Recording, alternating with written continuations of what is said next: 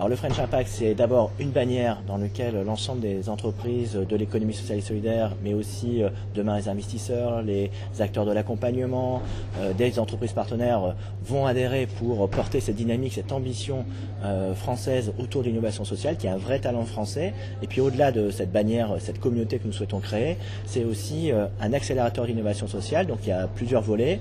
Un volet financier, c'est 1 milliard d'euros que nous avons souhaité mobiliser sur la durée du quinquennat pour financer la croissance des entreprises de l'ESS. C'est aussi un réseau de French Impact hackers qui vont être des fonctionnaires qui vont mettre l'administration, la norme au service des innovateurs. Bien souvent, au-delà de la question financière, ceux qui entreprennent, ceux qui innovent se heurtent à un certain nombre de freins réglementaires, de frictions réglementaires comme on dit.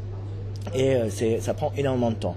Et donc on va mettre l'administration, la réglementation au service de ceux qui innovent. Et puis on va travailler sur la mesure de l'impact, qui est quelque chose de majeur pour l'économie sociale et solidaire, c'est de savoir si on fait bien le job, si on répond bien aux besoins de la population par la mesure de l'impact. C'est aussi justifier de l'argent public mobilisé, c'est aussi aller chercher des investisseurs financiers privés, qu'ils soient fondations ou investisseurs.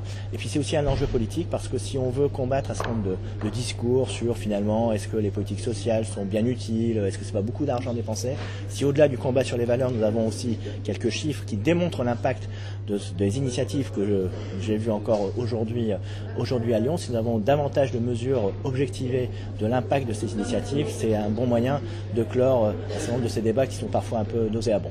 L'économie sociale et solidaire sur notre métropole, c'est un peu plus de 12% des emplois, souvent des emplois qui ne sont pas délocalisables parce que ce sont souvent des services qui sont proposés à la population et donc c'est effectivement très important.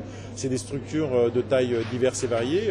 Il y a des associations, mais il y a aussi de grandes entreprises, de belles entreprises, des coopératives d'activité, des incubateurs. Enfin, il y a un écosystème extrêmement fort.